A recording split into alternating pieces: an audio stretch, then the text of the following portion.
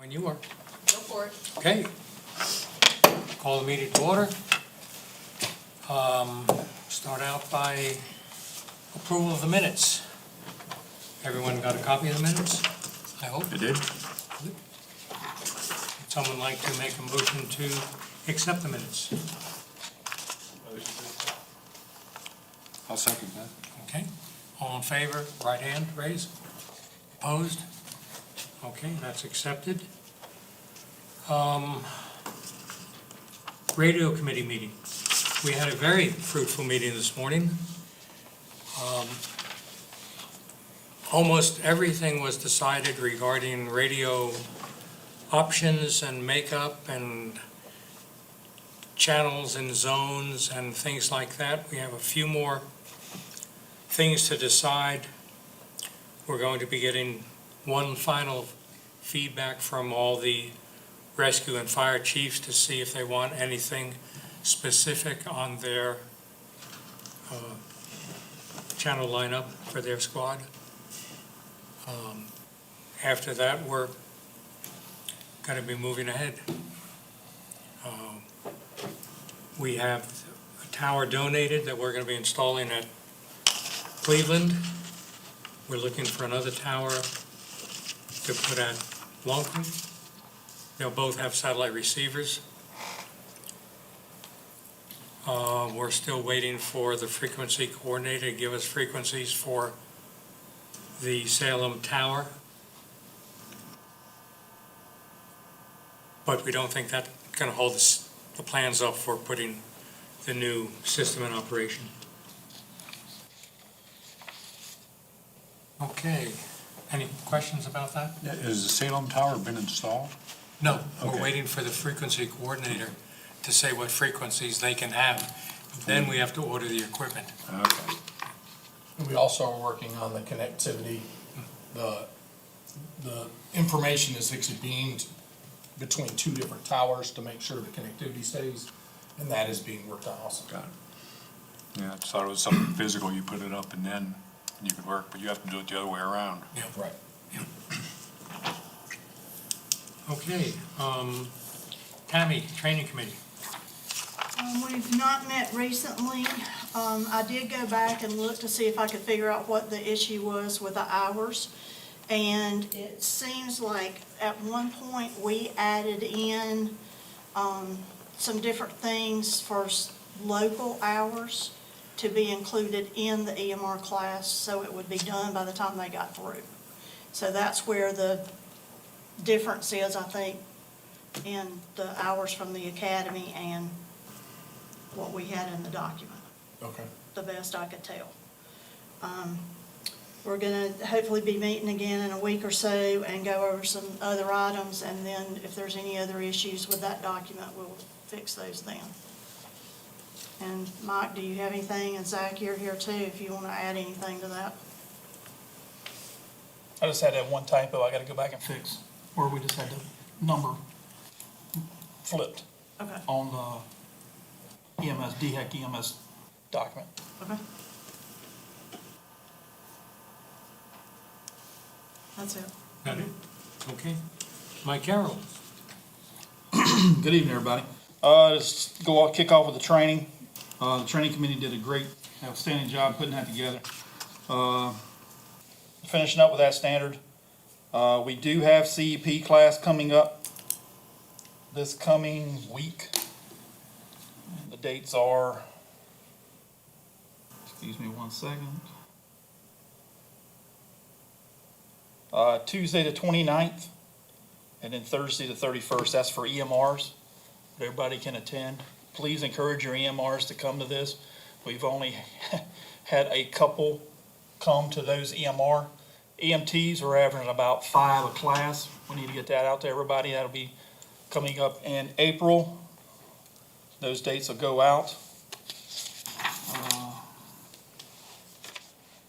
The Tuesday will be a morning class, and it starts at 9, and then the Thursday night is starts at 6 for the EMR that's coming next week. Incentive requirements, reminders. We're 6 months into this year.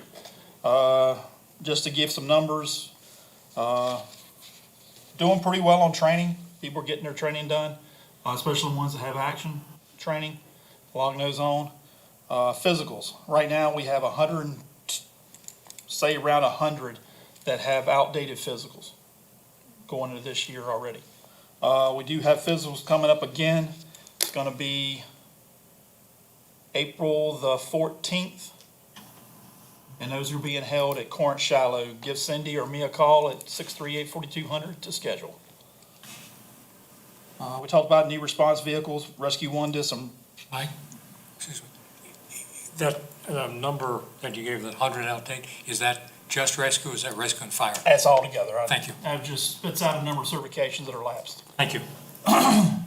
That's how we log physicals in as a certification, so you can get a reminder on.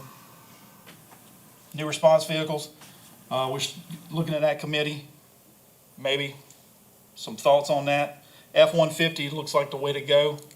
The pricing is real good. I'd like to meet with some vendors, or shoot some vendors some ideas on, compartments for the backseat storage unit. See what we can get on standardizing that, so we just don't have gear thrown around the backseat. Somewhere you can actually put it in there and it's not gonna come forward and hit the crew in the front and the head, okay? It's things that we can put in the cab that should be climate controlled. Putting, shoreline cables to it for electric to keep things that need to be on charged. Any questions on that? The equipment, coming up with a standard, what we need for equipment. Looking at that, DHEC's changing some stuff on their requirements. The new one ought to be out once everything's voted and finally published. So we'll have that standard. Hey, this is what we want a marked rescue squad unit, county provided unit to have, all right? Not saying everybody's personal vehicle. We're talking about marked county units. Any questions on that? Hopefully we can, with situations on buying vehicles, that hopefully it'll start getting better on timelines of getting stuff in. Because now with radios. If you need radios for upcoming units or units you plan, you better order them now, because it's like 4 to 5 months when we're looking at on turnaround. And that's for mobiles and portables. And I wanna, when we're talking radios, let's make sure that if you're buying new radios for stuff, we go with the recommendation of the radio committee. We had a lot of departments, we found out, that went online and bought cheaper radios and used radios, and some of those that are not compatible, or we're gonna have to change our schematic to fit those radios. Because the whole goal with the radio committee was to try to get some uniformity so that we could make it easier to program the hundreds and hundreds of radios that we have. And people went out and bought digital, and yes, that's digital, but it's an old version, being a 3500 instead of a 7550 or whatever, The more we have, the more different schematics we have to have, it just becomes a problem. So please, pay attention. If you're putting new radios in vehicles, buy the right radio, please. Has the radio committee given these recommendations to the departments? Yes. For the last 2 years, and some chose to ignore them. To try to save some money. Right. And unfortunately, a year and a half ago, we made that recommendation, when we started going down this road. Everybody good? Move on to the next one. Standard response plans, what I'm talking about with that is we have some run cards, and depending on the department, we gotta work with how the run cards are made and spit out by the departments, but there's some departments where a fire department's running cardiac, or not running cardiac arrest, and some that are. Some rescue squads don't have backups for if someone does not respond, or it's only 21-2 when there's someone closer than a 21 unit. So I'm going back and looking at those, trying to get everything standard. So we're getting you're gonna hopefully get the closest unit, but with box assignments, you get a general area, so you may not get the closest unit, depending on where that box is. perfect world, it'd everybody be dispatched using, GIS location. Who's the next closest unit? We'll get there at some point in time. Anybody have any questions on that? And I'll be contacting chiefs across both gamuts on this one, fire and rescue, going with Chief Norris. Just to figure out, it's just to get them standard. I know Chief Career worked on it, but I don't think it was finally finished out before he left. Anybody have any questions on those? When will it be done? It took almost 3 months once we got it done for even to get it in the computer by the contractor last time, so it's kind of really hard to say. Does that make sense? Yeah. So, With COVID. No, please. I said with COVID. Oh, yeah. I just submitted some last week after talking with, Orange Shiloh, adding Rescue One to certain, because they did not have anybody on backup. Fire 12 had no one other than Fire 12 and 21-2 on theirs. They added Rescue One. So, I mean, that was put into communications last week. As of yet, no changes, so I'll keep changing and asking. And that's all I have.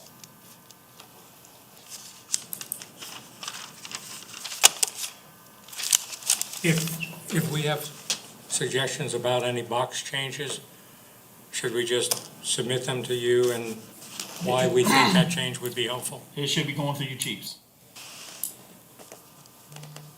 Yeah, squad chief should.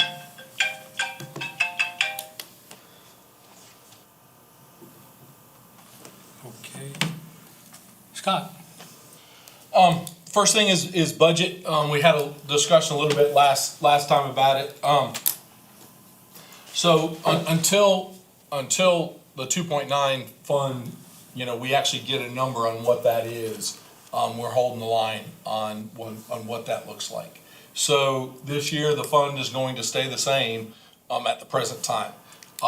There are some opportunities there that we might be able to look at a program, when we get a fund balance and figure what that is gonna be from, the projections of income, that ends up being, to maybe build a program. So in the future, we may be asking a couple, people to sit on a group for fire rescue committee to talk about, if the fuel prices continue, up like they are in those, to try to figure out some way to compensate or make some type of stipend to the departments to try to help cover that extra fuel cost. We all know that it is up and it's costing a lot of money, but to figure that out. So, right now, it's not, because we're looking to be exactly, where we were at until we get those numbers in, for the budget wise. So that for the squads, is basically 10,000 in expenses and 20,000, in station operations. So, so you have, they still have the 30,000, and then Special Rescue Dive, have the 36.5, I believe it is, on there too, for their operations, when it comes for that. So that as that goes through, we'll be continuing to look at those options. Some of that too is also the money, that we still haven't finished the radio project with, so that isn't free yet until we get the cost on the Salem Tower, to actually reallocate. So if we get that done before the end of the year, that money could be reallocated within that 2.9 to do a program like that without going over that budget, line item, as that's a fixed budget line item. So, for budget purposes, and, have it down and noted. I know the discussion from the past is the rescue has asked for medical assistance, on the 21 side, to make sure we have staff coming when either you can't, or we're finding the lift assist take more than one or two people sometimes. So, that is also, up in the budget to assist and make sure that there's staff, available, for the rescue squad. All of our members are both firemen and rescuers. So when you hear there's a fireman added, that is also a person to help on rescue. We don't just hire firemen. So, I think that may be advertisement. We need to make sure everyone understands that every person that we do, you know, one of their first, during rookie school, they will get at least EMR, training, and then also EMT training as we move forward with that, program to continue that, advancement to help, anywhere that there is a need, to push that out. So, Questions? yes. The American Rescue Plan funding, will the volunteer rescue squads benefit from that? The advancement pay that was talked about, we'll have to clarify that with Amanda, but no, it specifically was not, it has to be based on hourly, pay that was made, not compensated out like that. All of the money from the original has already been sent out, for capital projects. And so right now, until the next allotment is figured out, there is nothing in emergency services in the budget for that in emergency services advancement. Looking at our, you know, just from a rescue squad perspective, we run a 24-member squad, 4 vehicles. We make nearly all of our calls, and we do it for less than the cost of one employee's salary. So just, you know, keep that in mind as going forward. We're very efficient in what we do. And I know that cycles. So we average, you know, last year we had 1,123 calls. That is an average of $26.71 per call that our squad received in grant money. In contrast to dive and special rescue, that per call cost is around $2,700 to $4,000. So just, you know, asking for help again.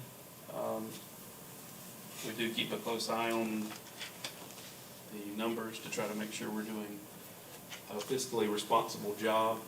And, you know, anytime you can consider helping, that's appreciated.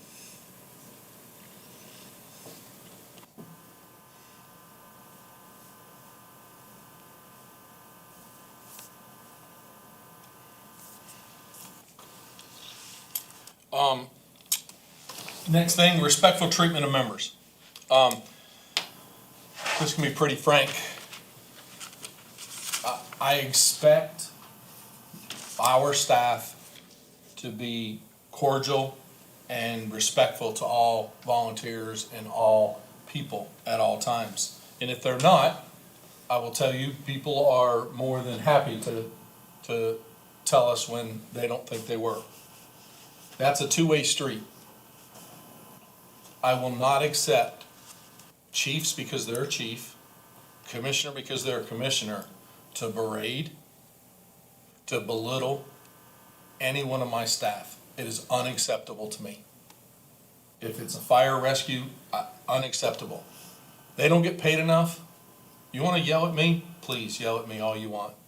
We'll have a great conversation.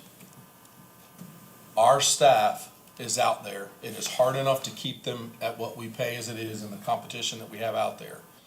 To have members cussing them, belittling them, and saying things that are way inappropriate in a business, in a professional setting. We are all professionals, to include volunteers, to include paid staff, and we have to work together. If we don't work together, we're gonna tear our system apart. Please pass that down to make sure we're being respectful. At no point should anyone be disrespectful to each other. It's just uncalled for, period, in business, in life, and especially when people are out there trying to help another person. We see people in their time of dire need, and if they're yelling at us and they're screaming at us, you know what? That is what sometimes that happens. But to have our own members berating our staff is unacceptable, and I will not accept it. So please, pass that down. We need to treat people better. And it doesn't matter that you're an elected chief. It doesn't give you the right to berate somebody. Berate me. That's my job. I'll be glad to take it. And we'll have a great conversation of what happened, and we'll try to fix it next time. But it has to stop. Okay? Next discussion, appropriate response distance. So I've already, just putting it on the list, people's hair went up. Our goal in helping the citizens is to send the closest correct unit. And closest being the key. Closest is response time. One of the missions 12 years ago was to reduce our response times and to figure out how we do that. So I'm bringing this up just so that people can pay attention to what calls they're responding to, and making sure that if they're coming from way away, they let somebody know that, so that the closest unit, because just like Mike said, a lot of the box alarms don't have 21 on it. And so a backup, example, Rescue 5 gets a backup of Rescue 3 and they're halfway across the district, but there's a paid staff sitting closer that we could actually make sure that we send the closest unit. Now, we are working on GPS in our units, so that in that whole project, so that dispatch can send the closest 21 unit to that. If you say, hey, I'm coming a long distance, is there a closer 21 unit, they can look up and go, hey, there's a 21 unit sitting right here. But what I'm seeing and listening to and everything, it's great. A department person answered up, okay? And they're coming from across the county. They're not even in their own district. But nobody else gets dispatched. A backup doesn't get dispatched because a squad answered up, which is what we want. We want the volunteers to answer up. But if they're not the closest unit, and who are we hurting when we do that? We're hurting the person that called 911 and wants a response. So we need to start, and it's a discussion. This is not, laying the law down. If you're out of district, you can't answer the call. That's not what I'm saying. I'm saying, how do we make sure we identify someone's coming from a long distance to where we can send the closest unit? How do we're trying to by GPS. It's not as easy as it sounds, just GPS it and it's done.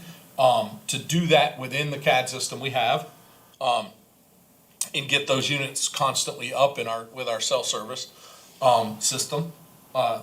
So we need a better way of making sure that the closest unit is going, and that is a communication issue too, from those that are answering calls on a constant basis, and we love that they answer calls and they show up all the time, but we also want to make sure that we are doing the right thing for the citizen, because that's why we're here.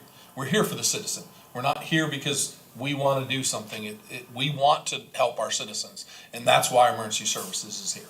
For the citizens, the patrons, the people passing through Oconee, the hikers, whatever it may be, that's why we're here, to give them the best service, the most responsive service that we can. But we are seeing that number, and in some cases it's documentation, that we're not getting good times, and the other is we're seeing long response times because one person answered up and they run that call and it's great, but it's a long response time when there were some closer units that we need to to look at. And I am trying not to just have my staff answer every call, oh, I'm gonna run that, okay, and just jump every call.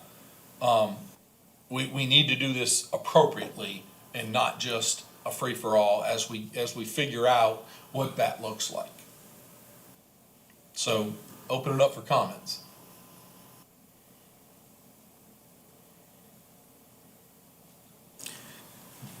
I wonder if it would be helpful when a 21 unit is responding, if we knew where they were responding from. That way, we might adjust our response. They are instructed to respond and let you know if they're coming from a long distance. If they're estimated more than 10 minutes response time, they are, hey, I have an extended ETA. That's not what we're getting on the other side, I guess is what we're saying. We're having, we had a 22-minute response and no other unit was sent. You see what I'm saying? I mean, that's what we need to, hey, I'm gonna have an extended response. We had a person going to Rescue 4 on the other side of Rescue 4's district and was at 85 when they answered up the call. That's not that, yes, Rescue 4 answered the call and that was great because they've had trouble answering calls. But is that what was right for the person that called 911? How many people did they pass on the way because they answered a call, no one else was sent because a person was going? And it probably should have not answered, got closer and then answered. If no one had answered, hey, is this call still going, and, kind of thing. So someone else, or got on the radio and said, hey, I'm a long distance away, go ahead and send a closer unit.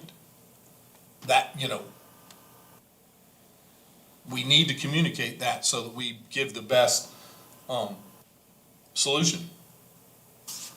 I see that some of the 21 units do that, but others don't. Just as an example,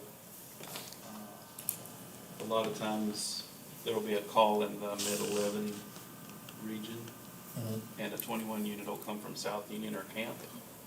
And 15 minutes later, they come by my house with lights and siren on.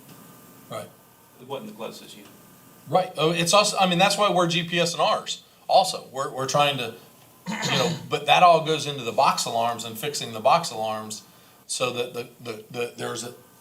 the box alarm system never had a backup put in it. Some places did, some didn't. But You're saying that we all should work together to make sure the patient gets the quickest care, and we all agree with that? correct. That's what, and that is, and we need to figure out how does that look? We don't wanna have 20 units going, hey, I'm here, at the same time, but, example, as we get our units up and they send the closest unit, if Rescue 1's units were GPSed also, if they were staffed, they're actually up and operational. And then, that could be the future to where, hey, if you're the closest unit, that's considered a staffed unit. Then you put in the box alarm system that a staffed unit, not one that's just sitting at the station, a staffed unit, you turn it on and, you put your GPS on and it's staffed. And so it goes into the whole cycle of, hey, as the box alarm says, send the closest staffed unit, and next thing you know, Rescue 1's truck pops up because it's parked at wherever, is eating at, so, wherever, whatever's going on, it gets us the closest unit. But at the same time, if someone answers up and doesn't say, hey, go ahead and send the closest unit because I'm coming from across town, it nullifies the whole system. Because dispatch thinks someone's coming. They don't know where that person's coming from. Soon as someone says, you copy call, that's it. It stopped there. Yeah. They say you copy call, and you say, yeah, I'll copy call.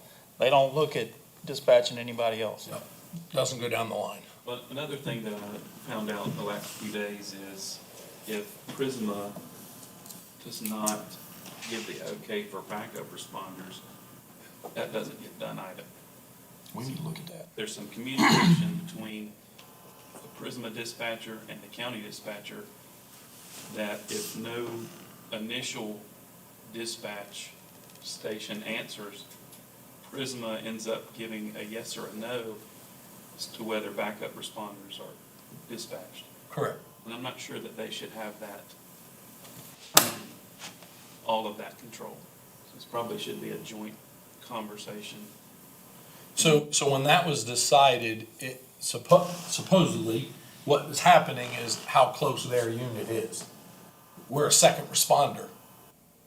If the ambulance is 10 minutes in front of us and then a backup, prime example, there's, the Westminster truck is in the house, it gets sent to something in Cleveland's area, Westminster doesn't answer, and 3 gets backed up. How far ahead is the ambulance from our responder? We're just wasting responders' time. You know, I mean, because you're the higher care, I mean, unless it's a lift assist and they need people, the higher care has been on scene for a good bit of time before we ever get there, because we're sending the second unit. And they say, hey, you know, we're 2 minutes out or we're already on scene. That was the thought behind that discussion of why are we sending first responders when they're second? And for some reason, as time has gone on, it seems more and more like they need lift assistance more and more. Oh, yes. So, then they end up toning backup responders 20 minutes later. That's what we see a lot. Okay. That was last night, for example. They have one today. We've had that a couple of times too. Be on scene and then need assistance. So dispatch cannot, deviate from that box at all. They can As far deviate, as- they can, I mean, but that's their guide, because unfortunately, just like, you know, staff is a lot of them are new. You know, in years past, we had lots of them that were responders and different, you know, had been in the field before and then were in dispatch and those things. A lot of them are new, you know, and so they're following a guide to make sure they send the closest unit. The problem is we never built out the guide past Next. Rescue 1 and 21, or, you know, I mean, or 5, you know, Rescue 5 and 6, or, you know, whatever that is, it never got built out to include, which we hope to get the GPSs working to where we can include the closest, you know, to a staffed unit, schematic, and then also a backup.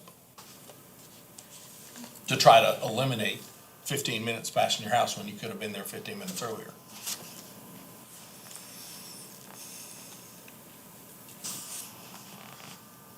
So basically, if your response time is gonna be greater than 10 minutes, you need to be letting dispatch know that. Can you give us some thoughts on guidelines?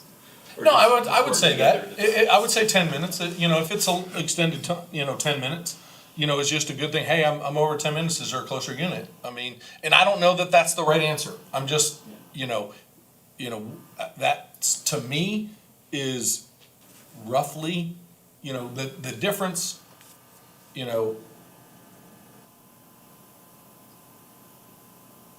if you're gonna send somebody, you know, if you're more than 10 minutes out, there's most likely there's gonna be someone, especially during the weekday, a lot closer. If we just all agree to have this discussion with our members, to be conscious of the patient's needs. Yeah. And call for help as quickly as possible if you're going to be further Extended, than yeah, you think is appropriate. extended period of time. Yeah, I'm okay with that. In a perfect world with rescue squads having enough members who respond,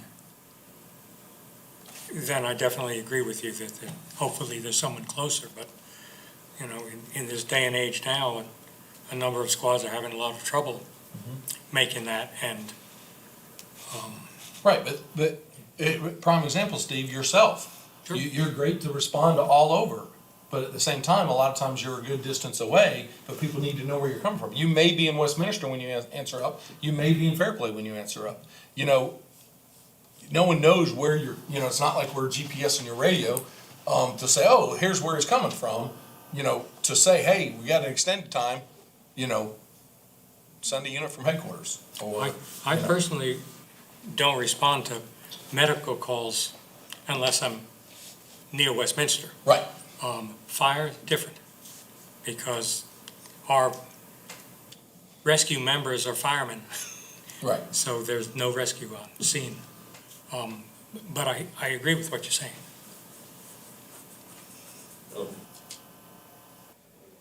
One thing that can help on that, as far as, because Steve and I do a lot of the back and forth, we do, and Kelly, we do a real good job, pretty much from what I've seen of communicating back and forth. Hey, you don't need, you know, we're good, you can cancel a call.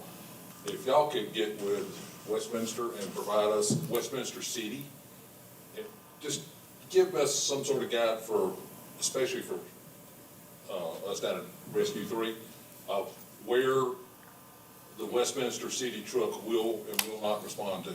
Because I know that they said a while back, last time I talked to them, they say just inside town. Mr. Chair, They're not allowed to. Mr. Chair, Can we, you know, you can call him up to the podium, and he has to speak his name, where he's from. Whatever you need me to do. are we even set up to have members talk from the gallery? I don't think so. No, Not right now. no. But thank you. Thank you for your input. That would help us a lot. Yep.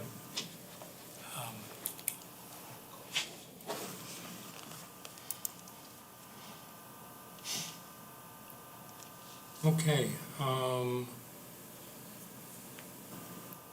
Scott, do you have anything else? No, just the backup to the rescue squad reports. Okay. I think we could all go to the chiefs that we represent and ask them to go to the squads and talk about this amongst themselves and come up with some ideas. Right. That's what it was brought up for. Yep. You know, start a conversation, how do we get a more appropriate response to the citizens of the county? For sure. Okay.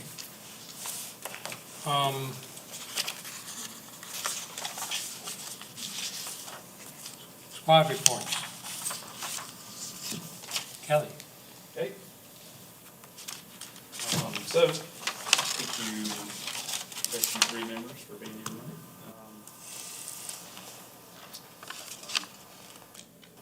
We are, for Rescue 3, the check situation's been worked out.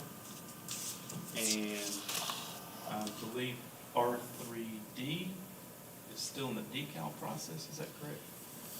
Haven't got an update. It was down at, what's Tyler's shop, getting letter the last I know. Okay. And they have been behind, so. I will give an update. I'll find out an update tomorrow. I don't have anything else at the moment for Rescue 3. For Rescue 1, we have action training starting soon. We've got to get everybody enrolled in that. We are highly selective because of the cost. I think it's $70 per member. And we've got a big insurance bill coming up this month, so we're trying to be as fiscally responsible as possible. We're going to need to buy a few more radios, just bringing on new members. And I've seen some great things this week in that we've got more members who are covering with trucks during the daytime. Their schedules are better, and they're working really good together to distribute these vehicles amongst each other. And that's been great to see, because we've had some members pick up their responses as a result of just some encouragement. So we've been very pleased to see that. But that's all I have for Rescue 1 and 3. Thank you. Tammy? With Rescue 2, we just had some concerns about dispatch not toning what would have been the closest unit in a situation when other units that were further away. And I know the situation was sort of a different one, and speaking of the Voting accident, or the voting with event.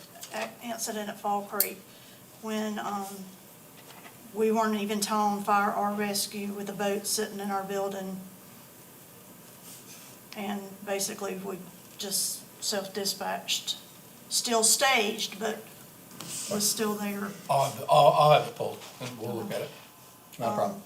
So just a concern about that, and they are talking about using the fuel cards like Rescue One's been doing to try to save some on that. And as we're trying to run our trucks more with people taking them and using them more efficiently. And Do you use the state fuel cards? yes, I believe that's what they're talking about. Is that what y'all are doing? Yeah. As far as Rescue 6, had some communication with Chief Wilbanks, and he didn't have any issues or concerns. That's all I have. Okay. And Michael is not here. Rescue 5 is, as I said, hurting for members. And we have one of our members leaving next week to go to Police Academy. So we're really going to be dragging.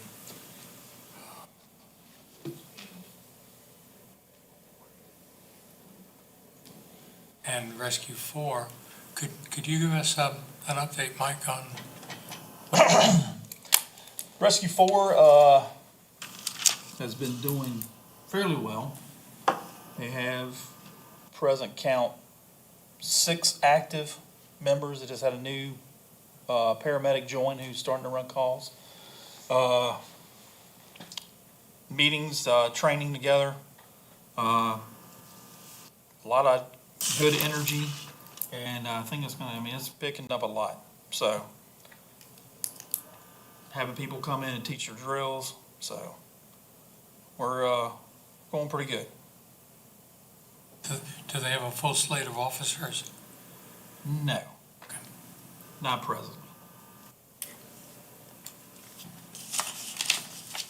And that's one of the things the membership is investigating doing. Good. Holding an election, I think we're the first one in Super. several years. Eric Sprocus? Rescue 22 is still hanging in there. We've been using the action training. That's been working great. We've had a good response to that. We're still, like everybody else, struggling for members. You know, we're at 7 responders, but we're probably losing 2 this summer and maybe picking up a new one. So it's always been an issue. And other than that, we're still working as a group. So Okay. nothing really has changed. Thank you. And 7 and 8. We're struggling to get people to go to calls. We've been quite busy helping the sheriff with some projects. We know that our season is about to hit, and we're looking forward to doing the best we can. Same thing with Rescue 8. Kind of slow right now, but real soon it'll get too busy. We have a lot of members, we do a lot of training. I'll leave it at that.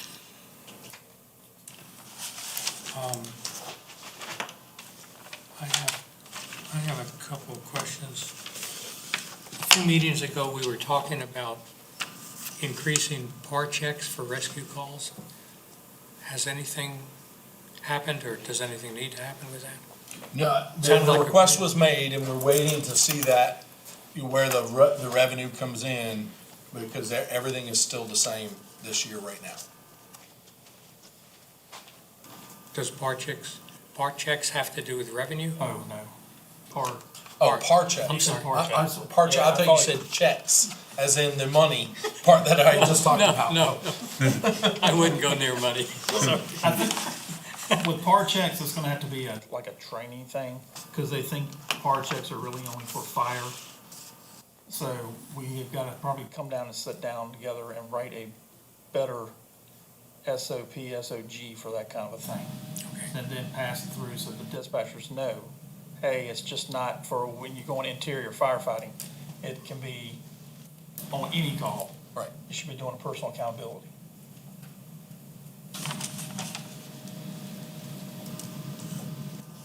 Thank you. We worked for a couple of years developing a new financial reporting system, which seems to have died. What is the plan with that? Well, you know, implementing it and having people implement it was not as, you know, the policy, both fire and rescue passed that policy, and departments are supposed to be following it. The stuff that we're getting is nowhere close to that. But at the same time, having someone manage and do all the training for, the program that Bo had built, hasn't happened yet. And so, that's on us with everything going on. It just hasn't happened. And hopefully, we can move forward with that. But it's gonna take the squads, you know, to get on board with it also. If a squad wanted to get on board with it, what steps would they go through to do that? I don't have those steps, because that was all built before me. So that's what I have to figure out that whole process, because there's no documentation for me on that process, other than to go to Bo and go, this is where, you know, we're ready at this point. I So think, Because I know think you he's- started a couple squads on it. we all I took. shared it, I don't know what they're doing. Yeah, Bo sent me the information, I tried to get it to upload to the county system, and it would not work on a county system because of the permissions. I'm pretty sure Bo would be very happy to see it through. Okay. His wife was badly injured in an accident, and she's really come around now. Good.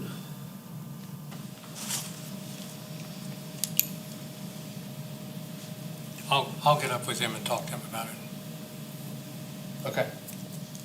I'll put it on my to-do list. Is our incentive committee going to meet again? It does need to meet again. Yes. No.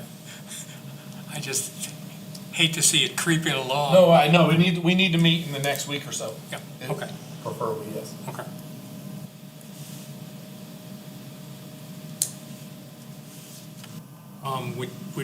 Would you remind your departments that it's getting to be time for them to complete their IRS forms as a charity, as a corporation?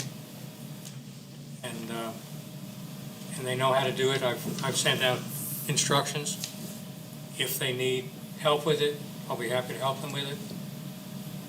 I just did a few of them yesterday, and I think there are 4 questions that they ask on the internet. That's it, can't be any simpler. As long as you're under $50,000 income, which all the rescue squads are. It's easy.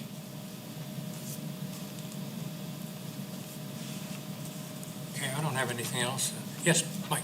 Answer on R3D. The striping had to be all taken off since the new stuff did not match. So they had to take off the old that wasn't damaged in the accident and replace it. And so they had to strip it to put the new stuff on. So that's where it's at right now. I mean, don't want 2 different colors. We see one side at a time. Pass that along. Ray, you don't mind different colors, do you? Now we see one side at a time, so that Okay.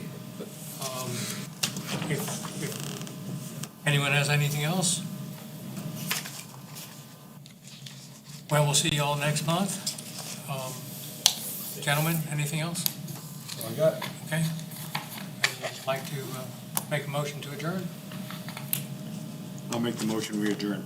Would like to second? Second. Okay, all in favor, right hand, opposed?